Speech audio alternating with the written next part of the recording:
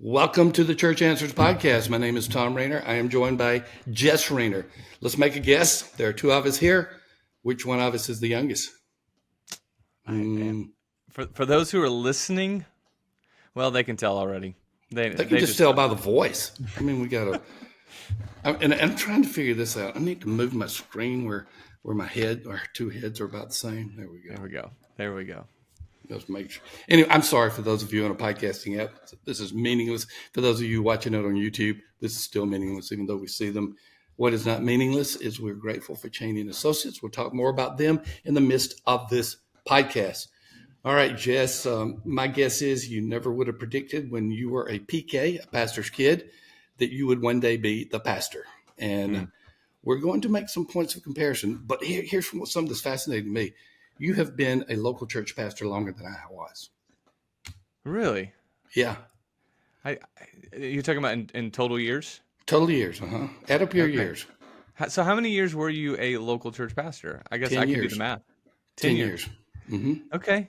Technically, I'm not there yet. I mean, depending on if you count my first year that I was starting up the church, I'm at 9.5. So almost.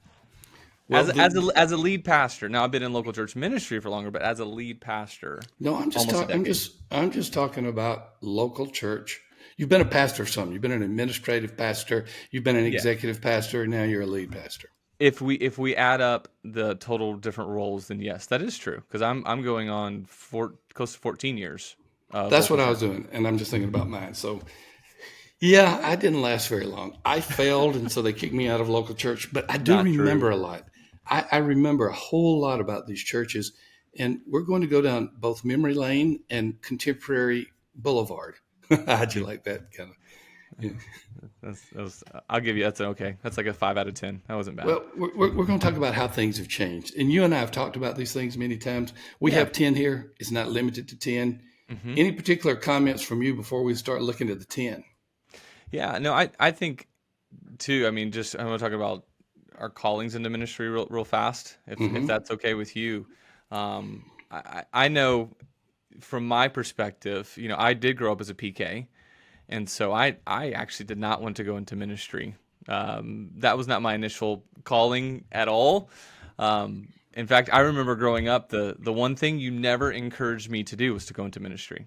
Exactly. In fact, all the other things, even my wild dream of owning a water park that I had as a kid, you were like, "Go for it, do it." But when it came to ministry, you were very slow and very thoughtful about saying, "Go for it." You wanted to make sure it's absolutely God's calling on my life, because ministry changes fast. It's demanding. It has to be a calling.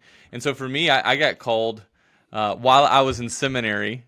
Which is kind of unique. I didn't think I was going to seminary to actually. I thought I was going to be a marketplace missionary. That's really what I thought when I went to seminary. And so I was in seminary, got called to the local church as a part of church plant, and then felt the calling really to continue after I was in the local church. But what about you? How did you get into the local church? You know my story. I was not in church for most of my teen years. I really wasn't in church at all. And after your mom and I got married, she gently nudged me. If it was today, there would be no gentle nudging. It'd just be a lasso and say, "Come on." But we were newlyweds, and one of the things that she had asked me before we married, she didn't require it, but one of the things she had asked me was, "Can we start going to church?" And because I was not going to church, and I was a bad influence because that meant she wasn't going to church when we got married. And so we got married in late 77, but by 1979, I began to feel like I needed to go to church. And then she became pregnant with your older brother, Sam. And that was it. That was the catalyst. I became a member of a church. Okay. Never thinking about vocational ministry. Never. And my story I've told many times. I don't know how to describe the fact that I had the tug of God to go into vocational ministry, but I did. But it was standing in an ICU, pediatric intensive care, watching a 5-year-old die with his parents unexpectedly. He had open heart surgery. thinking that everything was fine, and then all of a sudden flatline and stat and everybody comes in. And I could say a lot of things, yes, but there was absolutely no doubt that God said go at that point, Mm. which is really weird because I didn't like speaking in public. I was scared to death of speaking in public. So I went to seminary with the certainty that I was going to be a staff member and never a pastor. And I was going Right. to find a staff position where you didn't even have to make announcements or pray. You know, the apple doesn't fall too far from the tree from that one. I don't care for public speaking as well. Outside of preaching on Sunday morning, I have zero desire to actually go and speak anywhere. That's just, if God calls, I'll do it. So I share that you know I think it's a good thing. At least it is for me, because it just creates this utmost dependency on God every single time I get up and deliver His word. But yeah, I share that with you, that I don't care to speak. And so it is interesting that God called us both at different seasons in life, at different, for different reasons, but both was both to shepherd. So that's kind of cool. But so a lot has changed though, from when you pastored to now when I'm pastoring. So we're talking. So you remind me when you said you first went into ministry. When was that? 84. 84. Okay. So we're talking when you first went into ministry to ministry now. That's 40 years difference between Yep. when you first started. I put 25 in the title just simply because I thought that might be a little more relevant to people, but it's really been 40. Yeah. Well then I'm looking at the two ends. If you go to the two middles, when you ended and when I started, it's probably closer to 25. So that's legit. But Okay. when you started to where I am today, we're looking at 40 years. But when you ended to maybe where I am now or when I started, we're hitting a closer gap there as well. So a lot has changed over the years, and we have had these conversations before. I often ask, I was like, back before, when you're still in the cart and buggy with the horses, when you're living that old life, it feels like that long ago. I'll ask you, like, was it like this? I've often used it as, is this normal? What I'm experiencing as a local church pastor, is this normal? And I try to create some normalcy. And I go to you seeking that normalcy and realizing, one, you're not normal, and two, and two, it's not normal from what it used to be. And so we're going to talk a little bit about how ministry has changed, and some things hopefully for the better, some things maybe not. And so we're going to start off with this first one about pastoral care. You mentioned your calling started essentially with a moment that was pure pastoral care. One of the things that I think you've noticed, that I do a lot less of, is that pastoral care today usually involves a lot less time in hospitals. So Yeah, tell I me, did. how was it for you when you were in ministry and hospital visitations? There are different aspects of it. And we'll also give the caveat that we know that some things have not changed. God is still God. The Word of God is Oh still the yeah, Word of God. We're still for supposed to sure. preach. So when people say, oh, you're just saying that things change. No, we're saying that there are things outside of the constants of God that Hmm. change. Back to your point, there were several different ways for hospital visits and other similar visits for me. One, I had to drive there. Most of the hospital rooms did not even have a phone in the room. So I couldn't Hmm. even call on what we normally call a landline today. Okay. So that was not available. Secondly, people stayed longer. Right. So what is now, if you had had your same knee surgery when I was a pastor, you'd probably be in the hospital 3 days, Right. from what I would remember. So there's this longer time they expect you to be there. Hmm. And my last church, or my last two churches, were in metropolitan areas of St. Petersburg and Birmingham, respectfully. And there are a lot of places to drive. Of course, a rural pastor may even have farther to drive. That's true. You do a lot of your pastoral care hospital visits by phone, by text, by Right. smartphone. Yeah. Yeah. I guess because the technology exists, and also the expectation, I think, has changed a little bit as well. But I also do a lot of my, I guess, what would be hospital visits in homes, because they're back home. So Right. I know when there's people that are getting ready to have surgery, I'll go to their home, before they head out to the hospital and pray with them there. And then typically when they get back, I know my church, and I love this about my church, is we're all about providing meals. And so, if it's usually there's my wife or others in the church will set up a meal train where you're providing meals. And so that where the hospital would have taken care of that, the meals and the ongoing care, now the church steps in and provides that. Because, it really, the time that's spent in the hospital, it's so short. Like It for my is. knee surgery, I mean, if someone wanted to come visit me in the hospital, they would have had to find that exact 30-minute window that I was available in that, 10-minute window when I'm getting out in the car. Like, there's not really the time to visit anymore. And I do think COVID changed that. Obviously, the hospitals, have during COVID a lot. They didn't want people in the hospital, and they've kind of carried that forward now. It's a lot more difficult to actually go see someone in the hospital now. So that makes sense that pastoral care involves a lot less time, and there's other ways to do it now. The other thing when it comes to taking care of church members is weddings. Weddings have changed. I know your stories about some of the weddings you've done. You've seen some of the weddings I've done. They have gone, and from your words, gone from traditional to eclectic. You never know Explain what that. they're going. Well, today when somebody has a wedding, you don't know what it's going to be. Are you going to the beach, or are you going to this little pasture or something where it's a scenic scene? Or is it going to be a handful of people, or is it going to be a big thing? You just don't know anymore.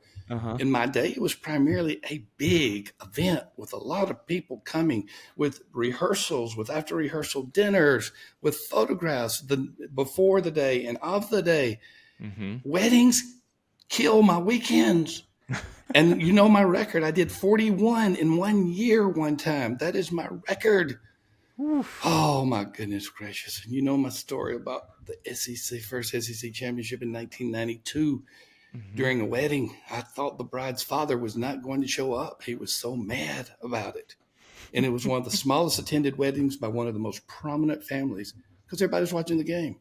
That's It was the hilarious. first game, 1992 SEC championship between Alabama and Florida in You were Birmingham. watching the game during the wedding. Well, that's true. That is true. I thought it was a bit inconspicuous, but then when I yell out, "Run, fool, run," after Antonio Langham made the interception to seal the game, it was not good. That's hilarious. Yeah. No, it has. I think 41 weddings. That's a lot in 1 year. You still seem pretty upset about that, by the way. Hopefully, you can find some peace and comfort from that after. Well, just think listening to about yours, the so. introvert in that. And me, I did, let me tell you, that year, about halfway through, I stopped doing the rehearsals and the rehearsal dinner. Yeah. And it really made some people angry because the pastor's supposed to be there. Right. Right. No, and so I think about the weddings I do now. You're right. I mean, I think of just, I've done a handful over the past year. So far less, one that's just not my community. But I think that I remember one wedding that involved donkeys. So Really? it wasn't intentional. It's another story. A donkey made its way into the wedding video on accident because of the venue, though. Because of the venue, it was because there was actually animals there. That wouldn't have happened at a traditional church wedding. I think too, rehearsals. My rehearsal, we did a rehearsal at a barbecue joint.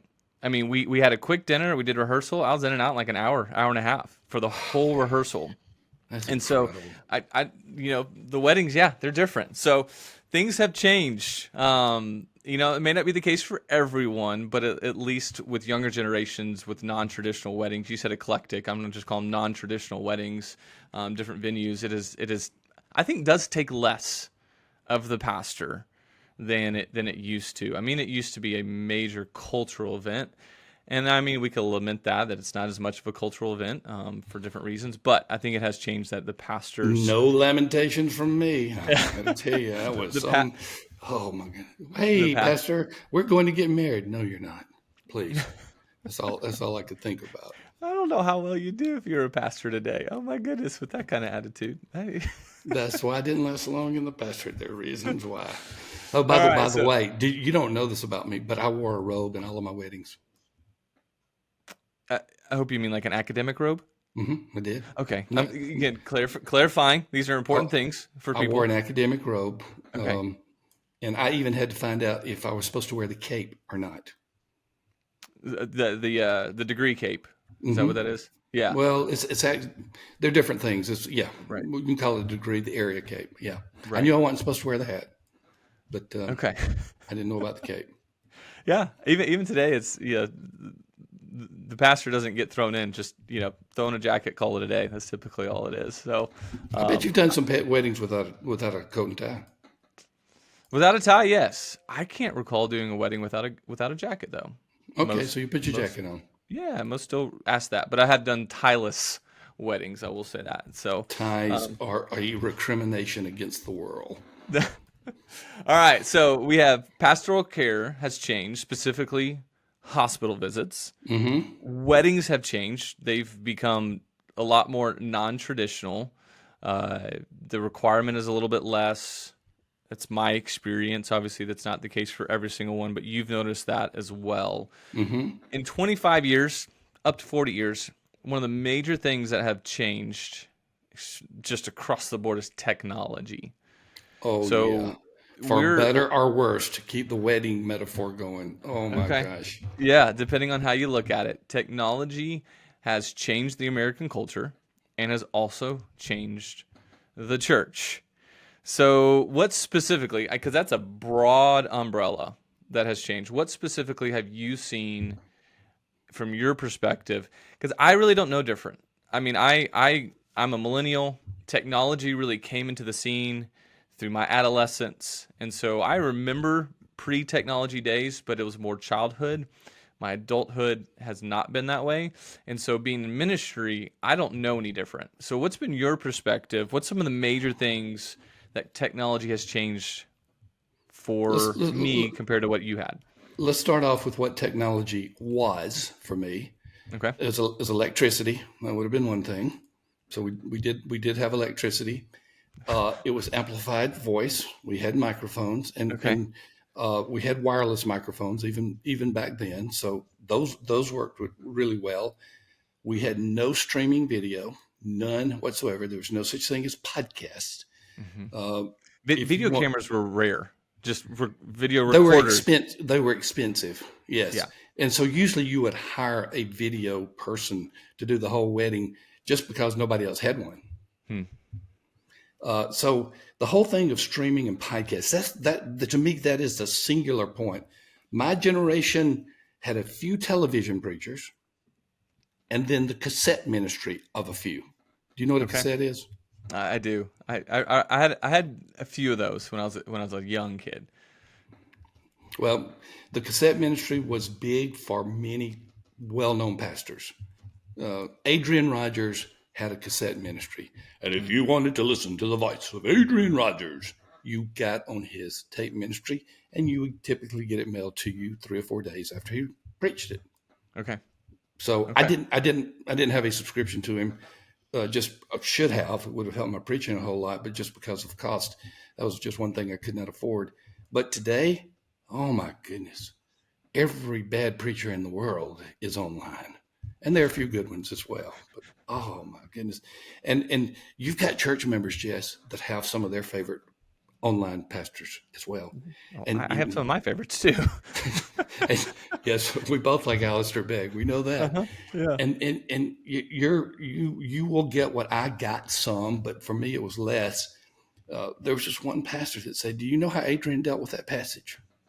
I Hmm. said, "No, I didn't use it to build my sermon. I used God and the Holy Spirit." Okay. But they said, well, Adrian approached it in a different way. And I learned not to like Adrian, even though once I met him, he was one of the most likable guys I've ever known. You got that multiplied by many.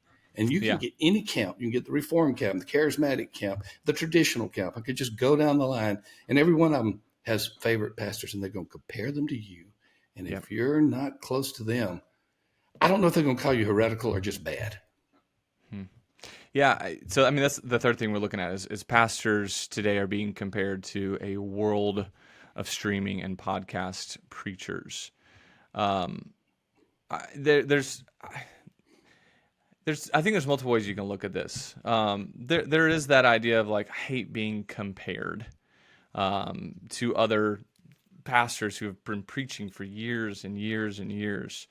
There's that side of me. It's like, but also it's caused me to just be more who God has called me to be Yeah. as a pastor. And so I think early on in my ministry, early on when I started preaching, I wrestled with that a little bit, and I just kind of had to settle into it. I'm like, God has called me to shepherd these people, to preach the word to these people, and I'm going to focus on that. I'm going to do Good everything I for you. can. And so there's that comparison piece that can be very difficult. The other side of it, and I get to go out and listen to other preachers. And I do this regularly, and sometimes I read sermons as well. And Hmm. so I use it as an opportunity to kind of get fed.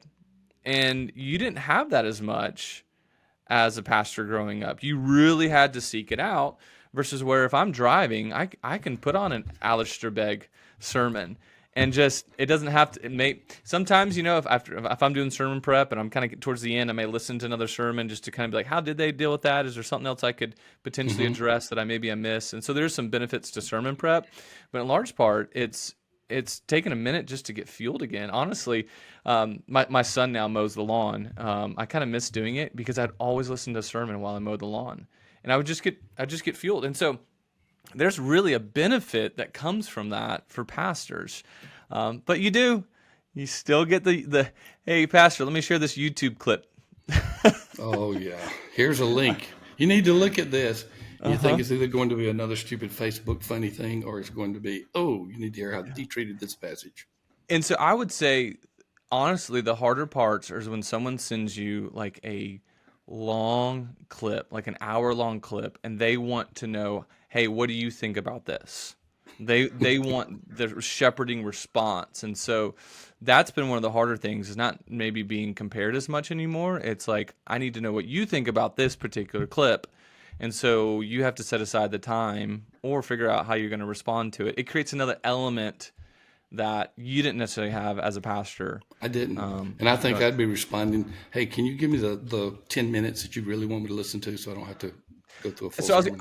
I was going to ask, how would you deal with that? And so you're saying you'd go back to that person and give me the synopsis. It's an hour. If 5 church members did that every week, that's 5 hours of video clips I'm watching. So yeah, what would be your quick response?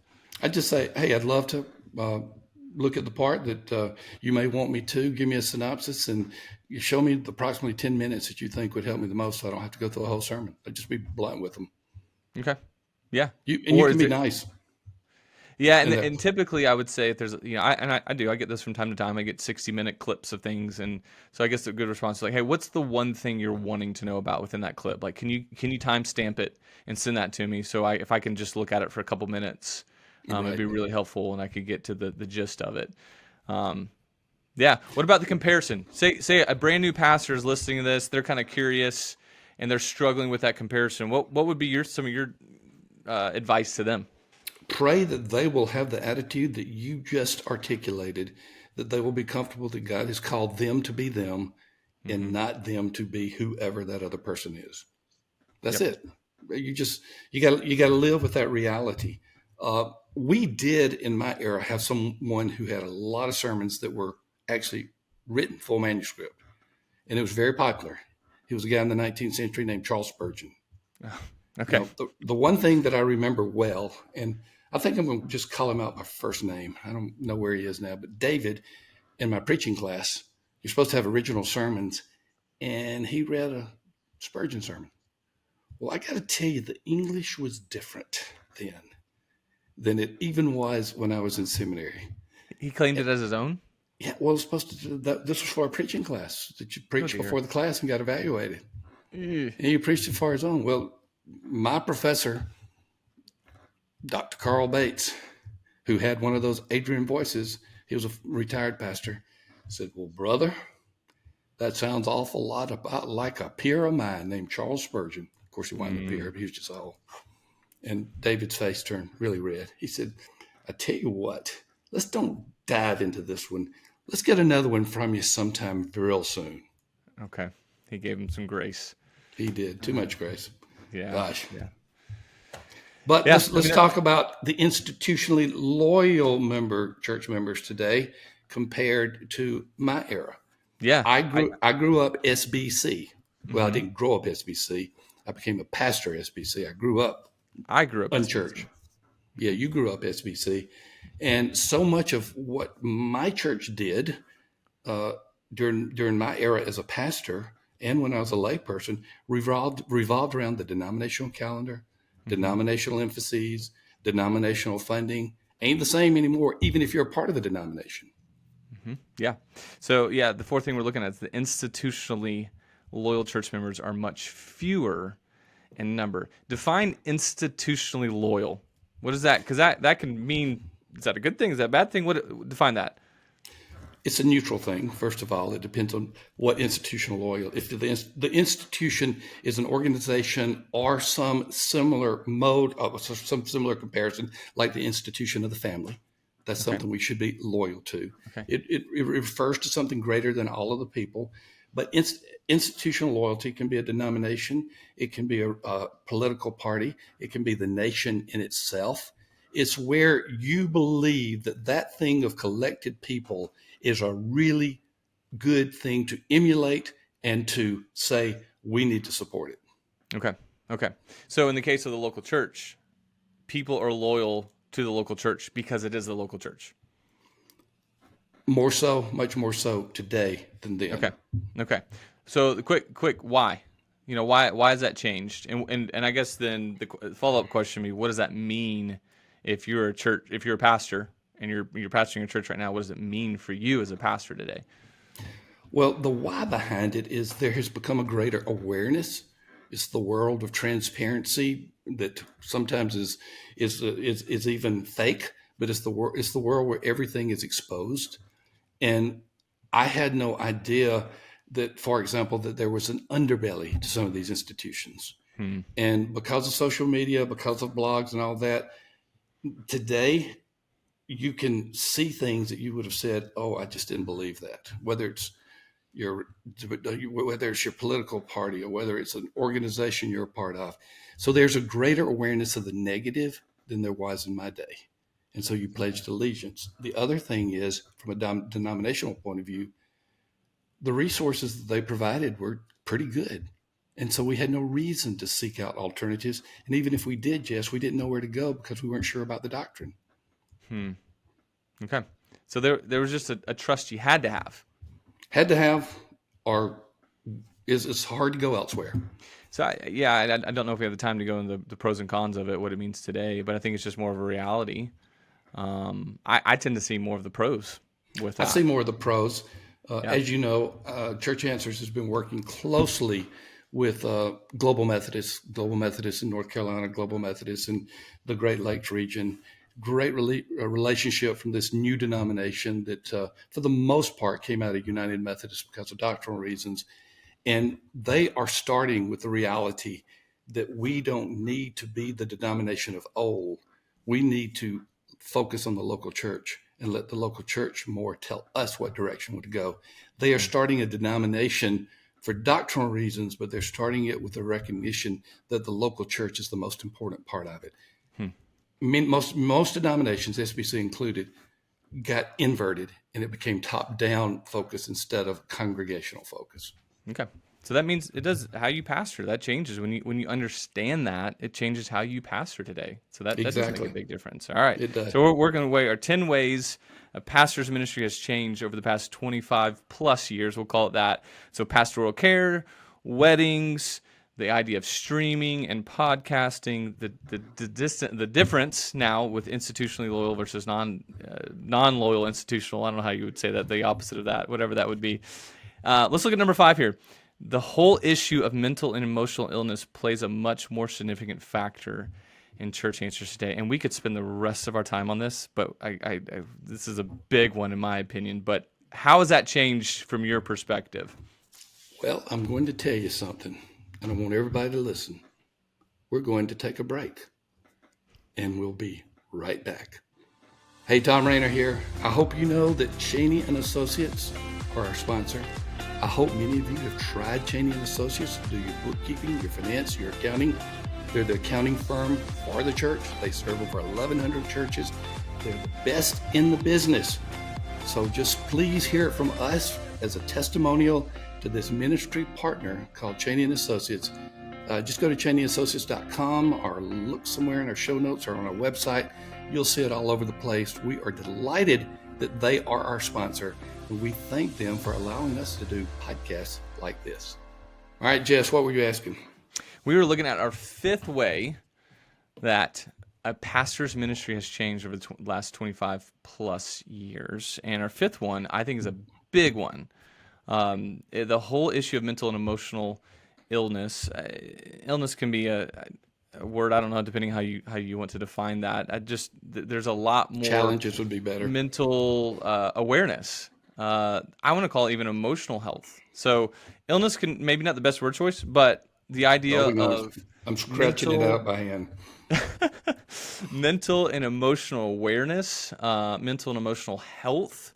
This topic, and there is some illness to it as well. That whole realm plays a much more significant factor in churches today. Tell me, I mean, just real quickly, in your experience, was that talked about much? I think that's a pretty known answer, but tell me about like how that worked when you were a pastor. Well, the awareness thing is the big thing. I don't think we can say that these problems did not exist in the past. I can just simply say that they were swept under the rug. I mean, you think about it, Jess, some of the things that we now treat people for in the 1930s and 40s, they were actually put in insane asylums and put away just because they were crazy instead of, what is the root cause? So I think the big issue is awareness, and that awareness increases our responsibility because now we know that there's some things that people are having challenge. And as pastors too, pastors struggle with these things. That's been a huge issue as well. I hardly know a pastor, if I get to know him well, that won't say that, yeah, I've been through some periods of depression. I've been through some periods of deep anxiety. I've been through some oppressive periods. So more than anything, it is the awareness issue. But also, I don't think culture is helping any. It's changed dramatically as well. Sure. We were pretty much a Christian-centric culture. Didn't mean that we're always acting like Christians beneath the surface, but that it was more healthy. Now the culture is, well, it's gone crazy. And that, whether it's political, whether it's business, whatever it is, that's anxiety inducing just by itself. And then you think of the ways it's communicated. Social media, where everybody has a bullhorn and can say things and can tell that fifth grade girl that she's ugly, and it traumatizes her because the world sees it. I could go on and on. I wrote a book on this called The Anxious Generation Goes to Church. It won't be published until 2025. Yeah, it is true. And I think there's a good to it. I really do. I think that it needs to be talked about more, and specifically it needs to be talked about more within the church. Me, I've gone through a bout of anxiety, and I was very open with my church about it, and it opened up a lot of opportunities to have some conversations about it. And I think that's healthy, and I think the church needs to be a place where people can, be able to articulate this.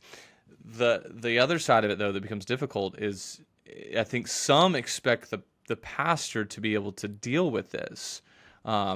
These to me, a lot of, depending on what it is, has to go through trained counselors. And so one of the things I've learned in pastoring today is that I'm there to have that initial conversation with someone, and I'm discerning, is this a spiritual issue or this is potentially a mental health issue? And if it's a mental health issue, then I'm going to make sure they get where they need to go to someone who can absolutely help them. Because I'm not a trained counselor.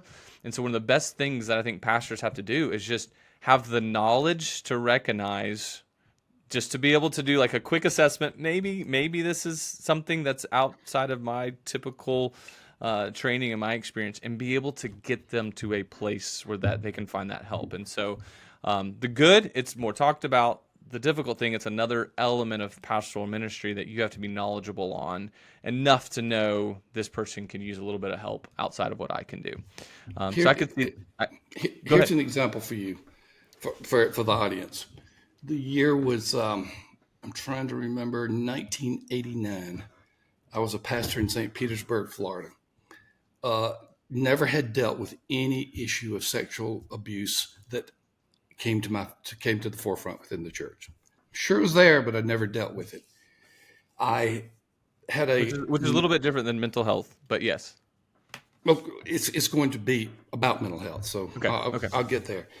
So I had a mother come in with her son, and I'm going to say he was 8ish, don't remember exactly, and he was having all kinds of emotional and mental ill issues, Mm, and I didn't know what to do about it.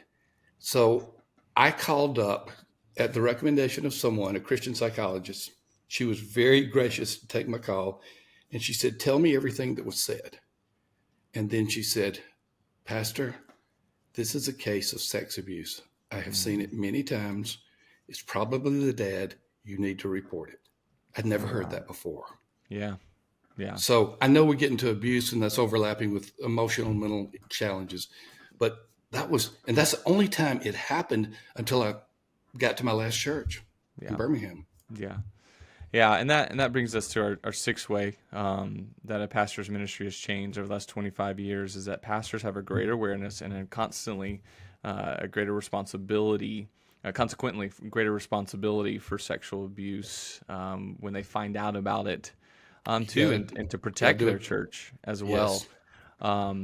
Yes, This I would say of the things that absolutely just hit my gut and I could get very quickly just this is the part of especially within the church that I can just get so upset about is this topic. It absolutely breaks my heart that this is a reality. I think it has been a reality. I think some of this does go back to this was happening and just breaks my heart and it was just wasn't talked about or people would push it on the rug and it did create a lot of problems.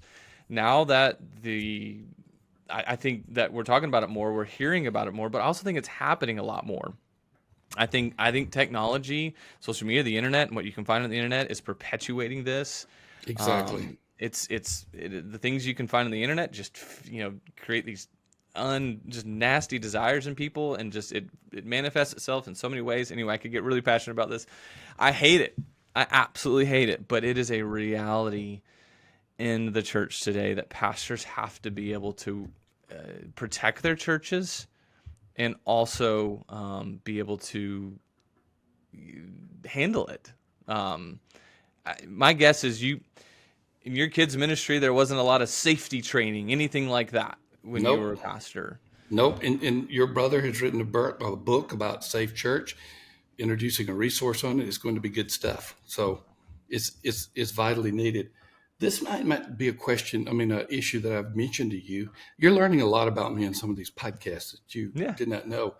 I was 13 years old. My dad was a wise man in just so many ways. I'm not going to go down that path. It'll take too long. And somebody drove by, and it was a father and a daughter, and they stopped, and they saw me in the front yard. The daughter, who was almost my same age, she was 12 or 13, came up and said, "Tom, good to see you. I just want to hug your neck." Never, that was kind of weird. Hmm. She must have told her dad that. And she whispered in my ear, because I didn't recognize her face. It was so beaten up. Hmm. She'd just been pulverized. And she said, "He is torturing me both physically and sexually." Oh man. And then she took off. He yelled, "Get back in the car." So I called my dad. I said, "What do I do?" He said, "I'm coming home. We're going to call the police or sheriff's department here. We're going to deal with it." Hmm. So my dad and I actually went into the house because we were fearful before the cops got there. They lived just right around the corner. And we actually went into the house, and before it was all said and done, he killed himself. Oh man. And Oh man. that's the end of the story. That was my introduction to both physical and sexual abuse that I had never heard before. Hmm. So That I didn't know those things happen. I know, and it just even that story. I mean, so many years removed, it still breaks my heart. Because I know it unfortunately it's such a reality for people, and so as pastors today, we have to think about this. We have to think about how we're protecting our church, how we're protecting our kids. I mean, cameras, volunteer training, volunteer background checks, Absolutely. you know, how you staff your rooms, how you staff volunteers, rules. I mean, we in our church, we do our best to do all those things. As soon as we could, like we're cameras up in every kid's room, like all these things you just didn't even think about to absolutely protect these young ones. Because I want the church, especially my local church, to be a place where children can come and freely run around and be with their church family and not have these fears that the world brings. I get it's not perfect, and even the churches that fight hard still have things happen, but it's a reality. It is. It's a gut wrenching Totally reality. so. Totally so. So again, we talked about at the beginning. Some of these are things that, hey, I think maybe this is for the better. This is one of those that you just look at and it breaks your heart. I don't think there's any other way to do it. But a lot has changed. A And we lot kind of has. covered number 7 really when we were talking about institutional loyalty. Yeah, you did. You kind of brought that up a little bit on our fourth one, but yeah, just to kind of hit on our seventh one here. Denominations aren't nearly as influential today, even if the church belongs to a denomination. You did. Did you anything you want to add to that one? There was a time when denominations and the name was such a positive issue for the church that it became key for the church to include that in the name. Let me give you a quick Right. example. One of the things that would often take place when someone moved from the south to the north, across the Mason-Dixon line, let's just look at it that way, they would not go to a church of the north. They would start their own church. And you could tell in the first year that church came from the south because all the tags had not been changed and they were from the south. So the denominational loyalty was so great that if they went across the line, and this was really true for Southern Baptists, and they're wanting a Southern Baptist presence in their town, that's how these churches got started, because they wanted to be loyal to their denomination and they wouldn't go to any of these other churches. Gotcha. Where now I would say most new churches are non-denominational Denomination, churches. or at Yeah. least they don't advertise heavily the denominational brand. Yeah, so that is different. That is Yeah. different today, as you've seen denominational lines change, and even just I don't know. You probably know the stats, but the rise of the non-denominational church has been a lot more prevalent over the last 10, 15 years. I don't know. You Yes. gotta, okay, I'd say about 10, Yes. 15 years. So. 15, 20 would be my marker. Okay, okay. So denominations aren't nearly as influential. And because of that, I don't know if these are connected, correlation, causation. The staffing has changed. I think There is. certain denominations would staff their churches certain ways. Maybe as denominational loyalty has lessened, or denominations aren't as influential. We see now our eighth thing that's changed in ministry is that there are no clear guidelines for adding staff to a church today. It was so easy when you were part of a denomination. I'll go back Okay. to my former denomination where I was in church, and the denomination you grew up with. You added staff in this order: pastor, worship leader, minister of education, youth. You could swap youth and minister of education, Okay. but the first two are there. And if you got as big as 4, those would be the 4 you have. There were no, all children, not all, most children's ministers were volunteers. Okay. There was an executive pastor was almost unheard of. An associate pastor would show up every now and then when someone got so old that they thought that maybe they needed to put him as an associate instead of the pastor. We don't want to run him out, but that's an overstatement. But there were a few associate pastors back then Okay. as well. Okay. Today, who knows what you're going to add next? Right. And it's contextual to the community. It's contextual to that church.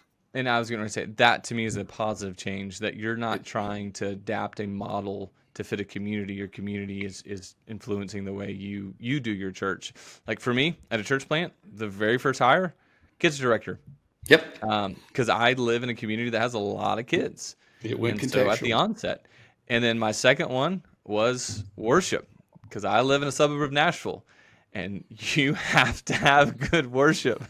Yes, you Um, do. because good music is everywhere around here. Yeah, you don't ask the person at Starbucks necessarily for your particular flavor of coffee. You ask them what their instrument is. They're everywhere, which brings there's a whole nother thing you can talk about that in the Nashville area. There's pros and cons to that. But those were the two strategic hires. And because the community I was in, our last ministry that we started, and even ministry period, was our students, which is our youth, Hmm. middle school, high school, just because there wasn't as great of a need.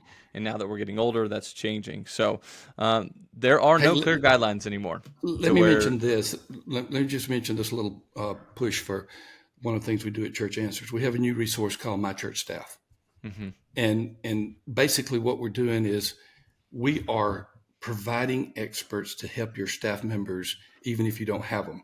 For example, stewardship. Most churches, unless they're really big, don't have a pastor, minister, or director of stewardship on their staff. Right, right, we But don't. we're seeing the data now that indicates if you have this person, it's going to cause your giving to go up significantly. They're going to talk directly to church members about giving. They're going to talk about legacy giving or leaving in the wills, and it's going to help your church immediately. That's one of the positions we have. We have music, and we'll have others coming on. And for $100 a month, we Hmm. provide the resources.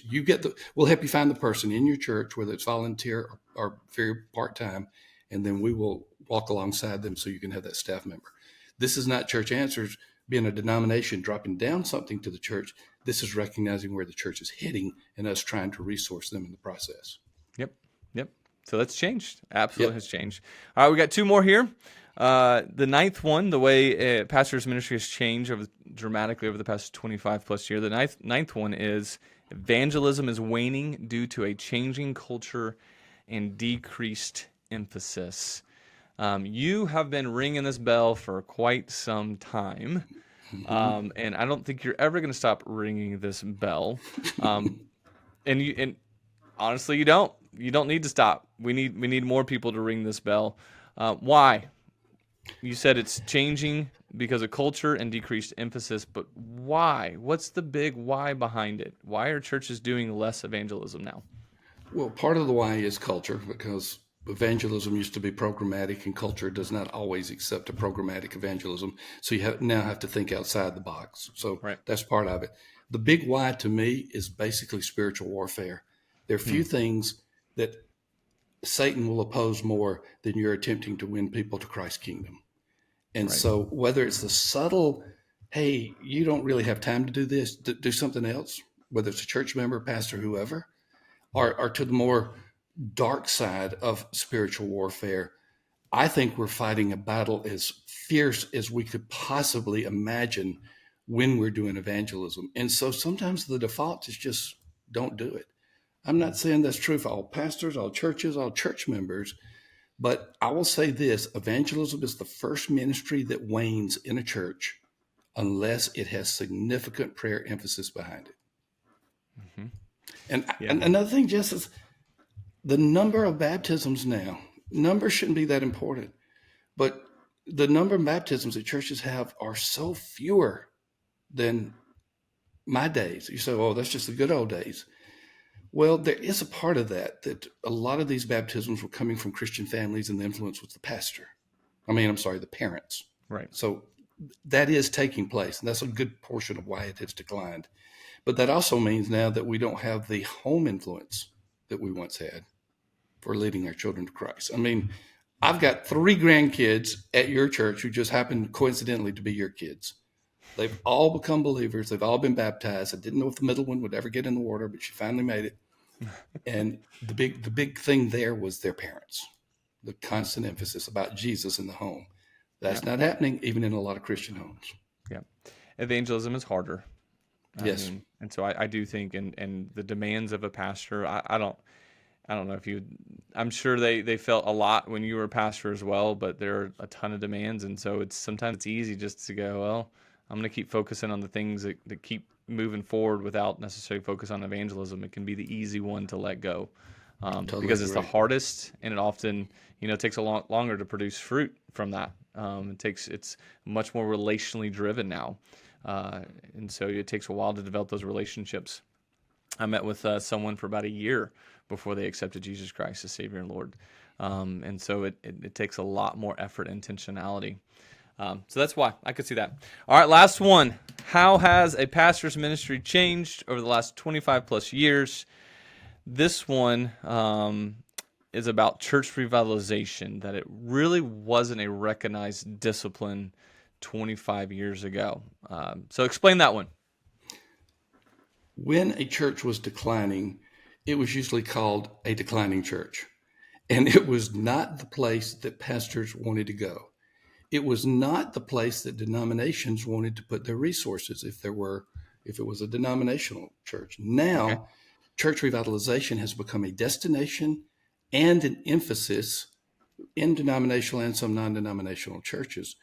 Why has that changed so much? I think it's because the number of churches in need of revitalization has grown so much we cannot say no to it anyway. But Right. I noticed too, a lot of guys that used to go to church planting are now sensing God's call to church revitalization.